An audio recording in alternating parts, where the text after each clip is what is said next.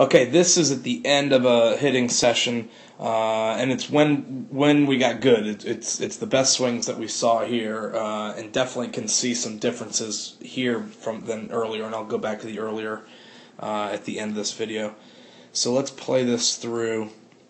What we finally saw here was that the hands got back a little bit more, and actually that we got a little more athletic.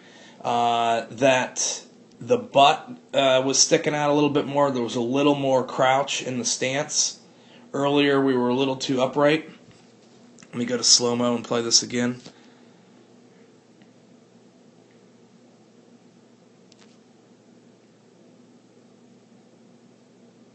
So that's all pretty good there.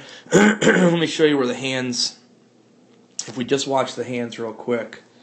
We'll see here. Oh. And there's the load. We'd like to see this load happen maybe just a touch earlier.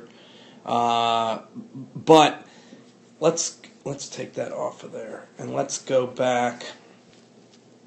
Let's play this through. We'll play the next one as well. I think the next one may be a swing and a miss, which is that's not the worst thing in the world as long as it's a good swing.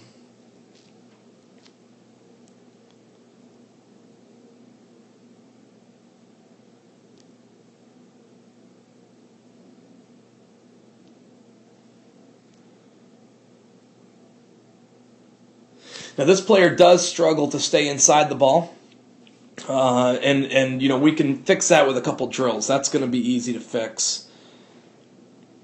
You can kind of see the evidence right there, where his top hand is okay there. He's not rolling over early there, but what he's doing is he's getting too far extended away from his body early, right? So what you'll hear guys talk about is quick to long through, and this player struggles a little bit to be quick to the ball because his hands get so far away from his body at times, and so if we could get stay connected and use the backside turn to fire the swing more than the hands going out and trying to find the ball, we'll be a little bit quicker to it. And I would say this player does tend to be late to the ball. There's swings and misses here, and a lot of balls are hit to right field.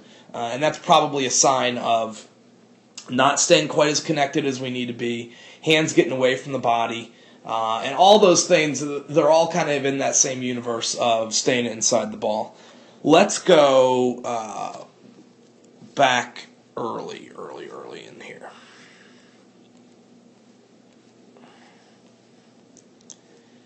And what I suspect is happening, but I've got a bad camera angle here. We should have been in the other cage for this.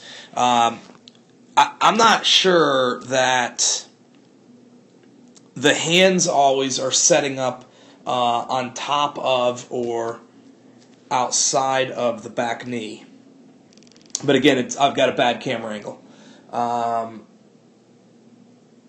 just not sure that the hands are exactly where we want to be. Later in this at-bat sequence, he got a little more athletic, he got a little more crouch, and his hands seemed to go back a little bit further, which is big for him. So there's a few things to work on here.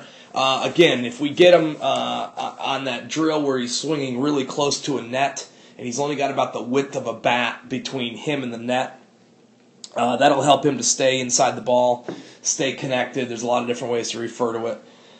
That'll help there. But this player, too, is going to have to find the stance that's comfortable, the stance that works.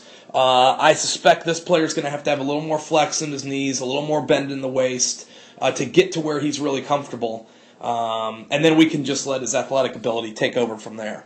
I would mention of all the players that we saw this weekend, this is the most square, most big league stance that we've seen, right? So even his feet are not his toes are not pointing out, right? His toes are very square.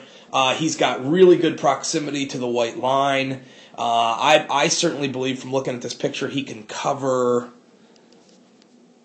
this piece of the plate, which is important. He's got to, all batters are going to have to cover that.